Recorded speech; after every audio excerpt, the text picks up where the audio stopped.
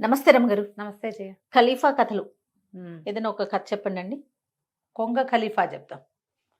కొంగ ఖలీఫాగా మారిందా? ఖలీఫాయే కొంగగా మారాడా? అదే గదా! అదే కదా! హ్మ్. పారసీక దేశంలో ఒక ఖలీఫా ఒకాయన ఉండేవాడు. కుర్రాడు ఆయన. ఆయనకి ఏంటో వింత వింత విషయాలు అవి అంటే చాలా సరదా.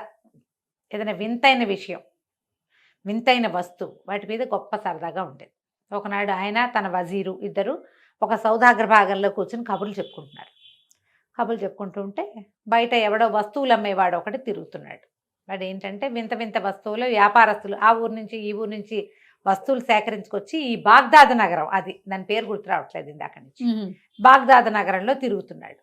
ఈయన ఆ పూట ఖలీఫాన వజీర్ గారు చాలా సరదాగా మంచి మంచి కబుర్లు చెప్పాడు. చెప్పేసరికల్లా ఈ ఖలీఫాకి ఏమనిపించింది, ఈ వింత వస్తువులు వ్యాపారస్తుడు ఎవడో వస్తున్నాడు, వాడిని కేకేసి వారి దగ్గర నుంచి ఒక మంచి వింతైన వస్తువు ఒకటి కొని వజీర్ గారికి గిఫ్ట్ ఇద్దామనిపించింది. గిఫ్ట్లు బాగా ఇచ్చేవాడు ఆయన.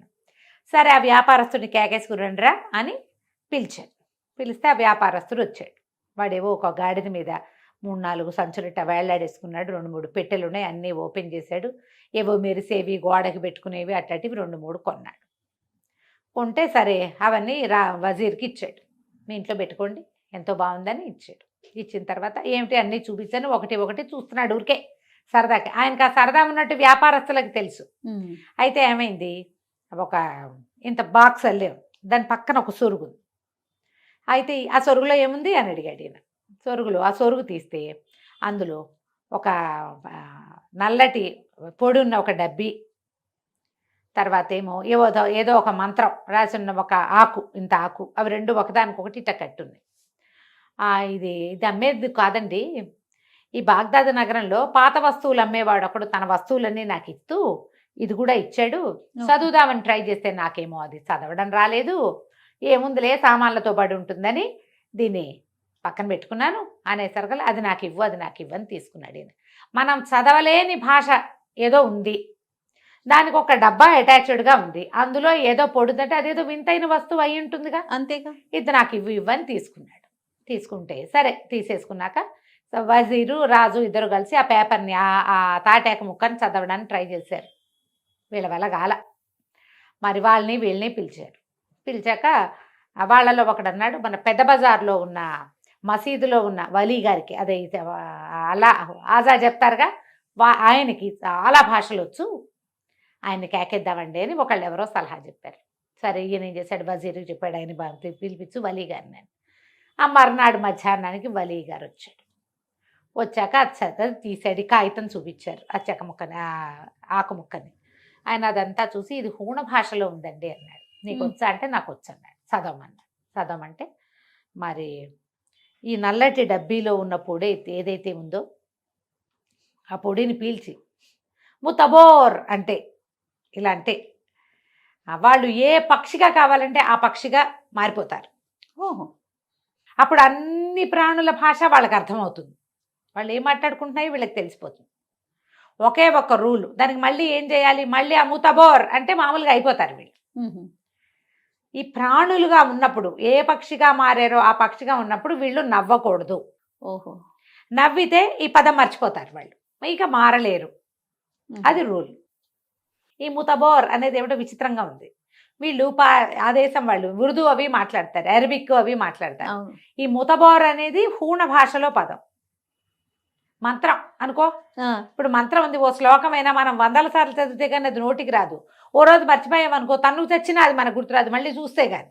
అంతేగా. వీళ్ళు సరే ఇదేదో హాయ్ భలే బాగుంది సరేనని ఆ వలీ గారిని పంపించేసి, ఏమండి ఈ మాట ఎవరికి చెప్పద్దు, రహస్యంగా ఒట్టేయండి అని ఆయనతో ఖురాన్ మీద ఒట్టు కూడా వేయించుకుని ఓ 100 నాణ్యాలు ఇచ్చి ఆయన పంపేశారు. పంపేశాక ఇక సరదా పుట్టేసింది. రాజు కుర్రాడు కదా, మరి ఏదైనా ఒక జీవిగా మారిపోయి, ఒక పక్షిగా మారిపోయి మనం మిగిలిన పక్షులు జీవులు కప్పలు మిడతలు ఏం మాట్లాడుకుంటున్నాయో వినాలని పుట్టింది.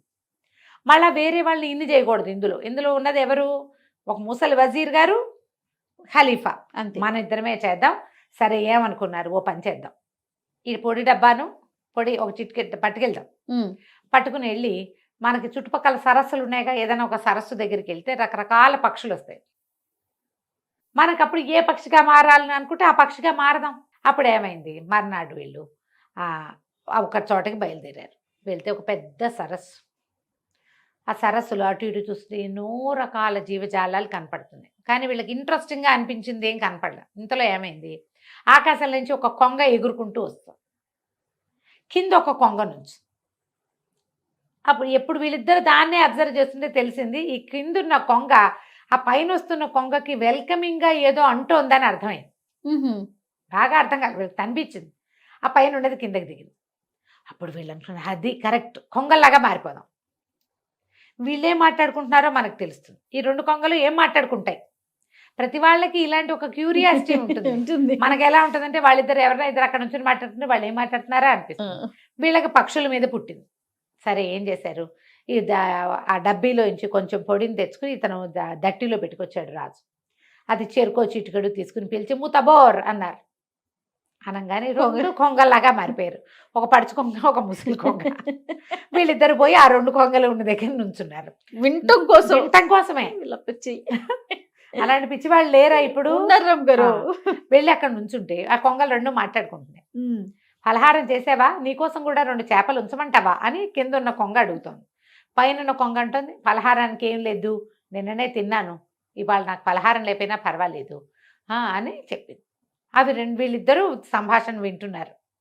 మధ్యలో సరదాగా కూడా ఉంది. ఇంతకీ ఏమంది, ఓ కొంగ పైనుంచి ఎగిరిన కొంగ చెప్పింది, నేను రేపు అక్కడ ఆస్థానంలో నాట్యం చేయాలి, ఆ నాట్యం చేయడానికి ప్రాక్టీస్ చేయడానికి ఎక్కడా ప్లేస్ లేక ఇక్కడికి వచ్చాను, స్థలం ఉందని బాగా, దానికి మన అభ్యాసం కోసం వచ్చాను అని అదేం చేసింది, కొంగ ఒక కాలు ఎత్తి రెండో కాలుతో ఎగరటం మొదలుపెట్టింది. వీళ్ళిద్దరికి పిచ్చ నవ్వొచ్చింది. కొంగ నాట్యం ఏమైనా బాగుంటుందో, దానికి ఇంత పొడుగు కాళ్ళు పుల్లలాగా కొంగ పైన బాడీ ఉంటుంది, అది ఓ కాలు ఎత్తుతుంది. మనం ఎప్పుడు చూస్తాం ఒక్క కాలు ఎత్తి నుంచున్న కొంగలు కనపడతాయి. వీళ్ళు జపం అనుకుంటున్నాం, ఇది డాన్సా అని వీళ్ళు నవ్వారు. నవ్వేసరికి తట్టింది. అమ్మా నవ్వొచ్చింది. ఇప్పుడు మనిషిలా మాత్రమేలాగా, ఓహో ఏదో నా గుర్తొస్తుంది, అదేమిటో గుర్తురాదు. మంత్రం మర్చిపోయారు. గోవింద మర్చిపోయారు. ఇప్పుడు ఏం చేయాలో తెలియలా. రెండు కొంగలు అటు ఇటు తిరిగినాయి. ఎంతకీ గుర్తురాదు. కొంగ రూపంలో ఉన్నప్పుడు మంత్రం చెప్పగలరు కానీ చదవలేరు. పైగా మంత్రం చదువుదామంటే రాజుగారిగా ఉన్నప్పుడు బట్టల్లో ఉన్న దట్టిలో ఉంది, అది ఇప్పుడు బట్టలు లేవు, దట్టి ఎక్కడ చూస్తారు. ఇద్దరు తెల్ల మహాలు వేసుకుని కొంగ మహాలు వేసుకుని నుంచున్నారు. బాగా ఆలోచించారు, చూద్దాం ఆ స్థానానికి వెళ్తే ఏదైనా దొరుకుతుందేమోనని. ఏదో ఒకటి చేయాలిగా. సరే ఏదైనా తిందాం, ఆకలిస్తుంది. కప్పల్ని చేపల్ని తినటం చేత కావటం లేదు, నచ్చట్లేదు. పళ్ళు తిందామంటే ఇంత పొడుగు ముక్కేసుకుని పళ్ళు గిళ్ళు తినలేరు, ఆకలి మాడిపోతుంది. ఊళ్ళోకి వెళ్ళి చూద్దాం అనుకున్నారు. ఇద్దరు ఎగురుకుంటూ వచ్చారు. ఎగురుకుంటూ వస్తే ఏమైంది, అక్కడ ఒక రోజు గడిచిపోయింది. వీళ్ళు ఇక్కడే పడి ఏడుస్తున్నారు. ఆ ఊరంతా ఏమిటో గానా వజానా నడుస్తుంది. ఎర్రటి దుస్తులు వేసుకున్న వాళ్ళు వెళ్తున్నారు ఊరేగింపుగా. జనరల్గా ఈ ఊరేగింపులు ఎప్పుడు జరుగుతాయి, రాజుగారు ఊరేగింపుకి వచ్చినప్పుడు. మనమేమో ఇక్కడున్న కొంగ వేషంలో. అదే కదా. వీడు ఎవరు వెళ్తున్నారు ఊరేగింపుగా చూసేసరికల్లా ఏమిటి, కొత్త ఖలీఫా మీర్జా గారికి జిందాబాద్ అంటున్నారు. ఇప్పుడు వీళ్ళకి అర్థమైంది, అయ్యో రామా, వాడెవడో మాంత్రికుడు అయి ఉంటాడు, మనకి తెలియలా. ఇవి మనకిచ్చి మన పిచ్చలోకి మనని నెట్టి వాడు రాజు అయిపోయాడు. వాడు ఎట్టా రాజు అయ్యాడో వీళ్ళకి తెలియలా. కొంగ భాషలో ఇవి ఎంత అరిచినా వాడు ఎవరికి అర్థం కాదు కదా. పైగా కొంగలు కనబడితే కొట్టుకుని తింటారు జనం. అంతే. పరిగెత్తుకుంటూ ఆస్థానం వైపుకు వెళ్తే రాజుగారు ఊరేగింపుకు వస్తున్నాడు. జలతారు బట్టల్లో ఎర్రటి బట్టలు వాడును. వీళ్ళకి ఏం చేయాలో తెలియలేదు. ఎట్లా ఈ రూపాలు మారటం అర్థం కాలేదు, ఏం చెయ్యాలో తెలియలే. అయితే ఏం గుర్తొచ్చింది, పూర్వం ఒక మాంత్రికుడు ఒకడు వచ్చాడు పూర్వకాలంలో. వాడు మనకి ఆస్థాన మాంత్రికుడుగా ఉంటానని అదని కొంచెం అడిగాడు కూడా. అప్పుడు సాధ్యపడలేదు. వాడే ఏమైనా ఇది ఎత్తాడేమో అనిపించింది. ఎక్కడ పట్టుకుంటారు వాడిని, ఏం చెయ్యాలి? వ్యాపారస్తుడు అమ్మినవాడు ఎవడో తెలియదు, అమ్మినవాడే మాంత్రికుడు అయి ఉండొచ్చు మొదటిది, లేదా ఆ అమ్మిన వాడిని మాంత్రికుడే పంపించుండొచ్చు. ఏం చెయ్యాలో తెలియలా. ఇక ఎగరటం మొదలుపెట్టారు. ఈ ఖలీఫా అన్నాడు, ఓ పని చేద్దాం, ఈ మాంత్రికుడే ఈ మాయలో ఇరికిచ్చాడు, మనం మహమ్మద్ ప్రవక్త సమాధిని చూద్దాం వెళ్ళి. ఆయన చూస్తే ఈ మర్చిపోయిన పదం ఏంటో మనకు గుర్తొస్తుందేమో. అది అంతేగా, మనం కూడా ఏదైనా శాపగ్రస్తులం అయితే దేవాలయాలకు వెళ్ళాలనుకుంటాం, వాళ్ళు కూడా వాళ్ళ దేవాలయానికి వెళ్దాం అనుకున్నారు. సరే ఈ మక్కా వైపుకి ఎగరటం మొదలుపెట్టారు ఇద్దరు. వీళ్ళు కొంగలు కొత్తగా అయ్యారు, వీళ్ళకి ఎక్కడ పెట్ట వస్తుంది. కాదు రమ్మగారు, మారినప్పుడు మళ్ళీ ఆ లక్షణాలన్నీ రావాలి కదా. వస్తాయి, అన్నీ రావు, ఎగరటం వచ్చింది, బాగా ఎగరటానికి ప్రాక్టీస్ లేదు. ఓకే. కొంత దూరం ఎగిరేసారు కల్లా ఈ ముసలివాడైన వజీర్ బాబు నా వల్ల కావట్లేదండి, కాళ్ళు పీకేస్తున్నాయి, రెక్కలు లాగేస్తున్నాయి, దిగుదాము, రెస్ట్ తీసుకుని మళ్ళీ వెళ్దాం, ఇప్పుడు పోయింది ఏముంది, మన మహమ్మద్ ప్రవక్త గారి మసీద్ చూశాక మనం రాజు అయిపోయాము, రాజు మంత్రి అయిపోయామంటే ఆటోమేటిక్గా మన రాజ్యం మనకు వచ్చేస్తుంది. ఓకే. 2 రోజులు ఆలస్యం అయితే అయ్యింది అని చెప్పి ఎక్కడైనా దిగుదాం అనుకున్నారు. తీరా చూస్తే కింద చూస్తే ఒక శిథిల గృహం ఒకటి కనపడుతోంది. ఇదేదో బాగుందనుకుని దిగారు. ఇందులో ఉండొచ్చు, ఈ చెట్ల మీద ఉండటం అది మనకి రాదు, తెలియదు పాపం. అదే ప్రధానంగా ఆ శిథిల గృహంలోకి దిగారు. అంతా పాడుపడిపోయినట్టుంది కానీ లోపల గదులు బాగున్నాయి. ఆ గదుల మధ్యలో నుంచి లోపలికి నడుచుకుంటూ పోయారు. ఆహారం ఏమైనా దొరుకుతుందో లేదో తెలీదు, ఏం తినాలో వీళ్ళకి తెలీదు. చేపలు కప్పలు తినటం రాదు, పళ్ళు తినటం కుదరదు, ఆకలికి చచ్చిపోతున్నారు, బక్కచిక్కిపోయారు అప్పుడే 2-3 రోజుల్లో వీళ్ళు. సరే వీళ్ళు లోపలికి వెళ్తే లోపల ఒక తలుపు దగ్గర ఒక గది తలుపేసి ఒక గుడ్ల గూబ కనపడింది. ఆ గుడ్ల గూబ వలవలా ఏడుస్తుంది, దేవుడా నన్ను ఎవరన్నా రక్షించండి అంటుంది. ఎవరు నువ్వు ఏమిటి అనేసరికల్లా గుడ్ల గూబ అంది, నా శాప విమోచనం కోసం చూస్తున్నాను, ఎవరైనా నన్ను పెళ్లి చేసుకోవాలి, నాకు అప్పుడే శాప విమోచనం అవుతుంది అని చెప్పింది. చెప్పేసరికల్లా వీళ్ళు తెల్లబోయారు. కానీ అది వీళ్ళని గుర్తుపట్టేసింది. మీరు పక్షులు కాదు కదా బేసిక్గా అని అడిగింది. పక్షులు కాదు, మేము ఖలీఫా అండ్ వజీరు, మేమేమో ఇలా అయ్యాం, ఏదో మంత్రం అదేమిటో మర్చిపోయాము అనేసరికల్లా పక్కపక్క నవ్వింది గుట్టగుబ్బ. మీరు రావాల్సిన చోటుకే వచ్చారు, నా కథ వినండి అని చెప్పింది.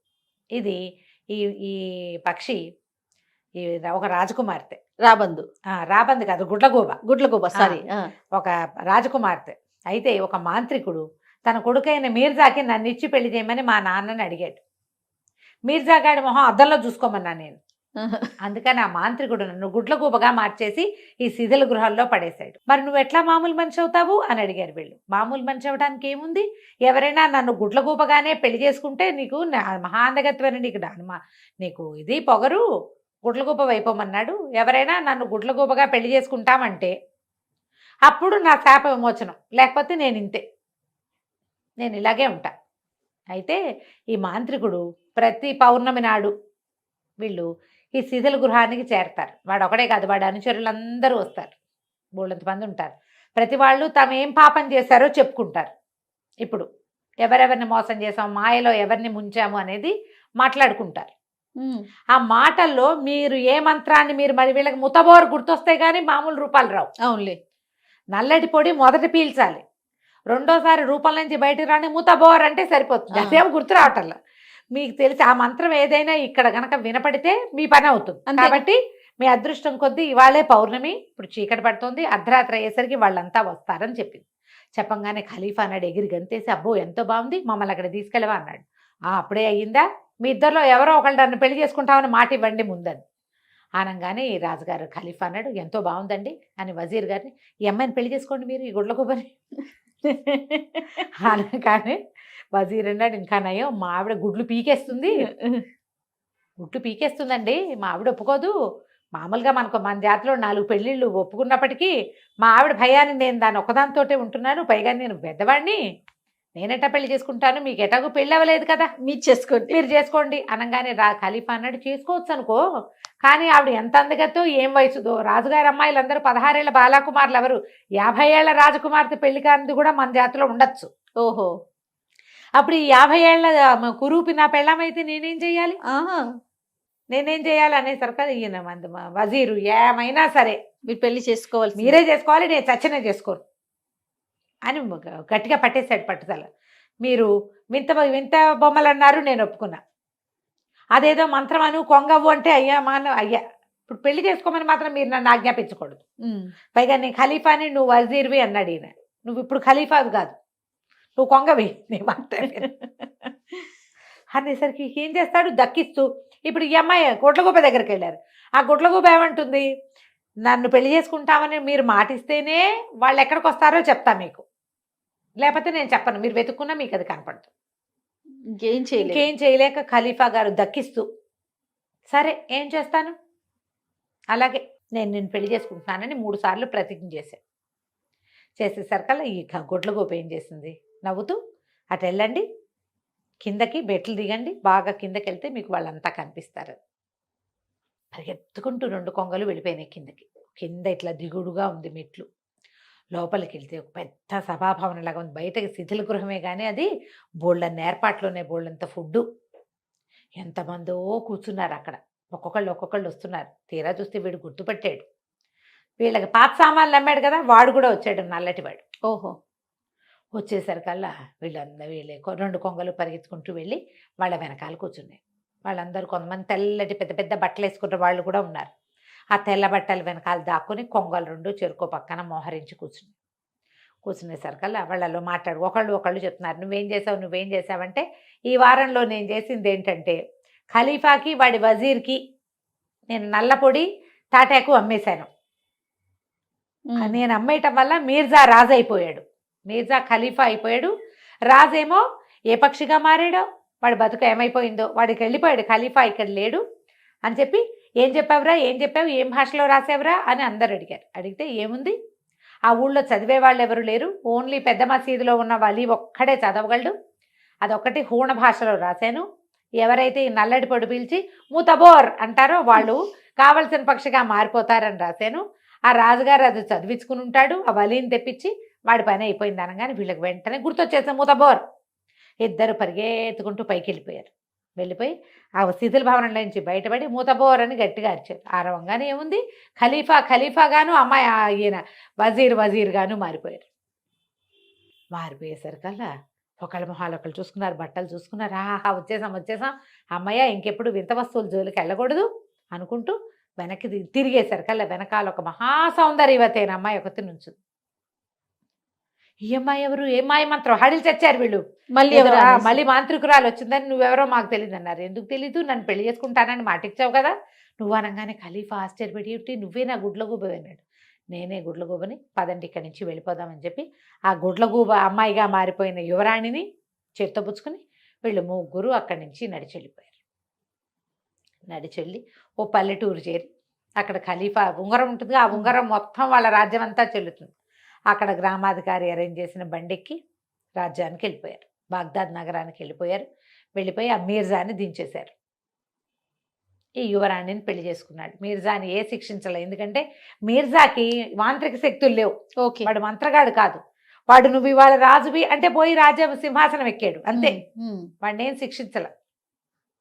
ఆ మాంత్రికుడు వాళ్ళని మాత్రం అక్కడే వదిలిపెట్టేశారు. అక్కడి నుంచి ఏం చేశారంటే, వింత వస్తువులు అమ్మే వాళ్ళని బాగ్దాద్ నగరంలోకి రానివ్వకూడదు అని డిసైడ్ చేసేశారు. ఆ తర్వాత ఈ కొంగ ఖలీఫా రాజయ్య మామూలుగా అయిపోయాడు. ఇంకెప్పుడు వింత వస్తువుల జోలికి వెళ్ళకుండా ఉన్నాడు. కథ కంచికి మనం ఇంటికి. భలే ఉంది రమ్మగారు, చాలా బాగుంది. నమస్తే. నమస్తే.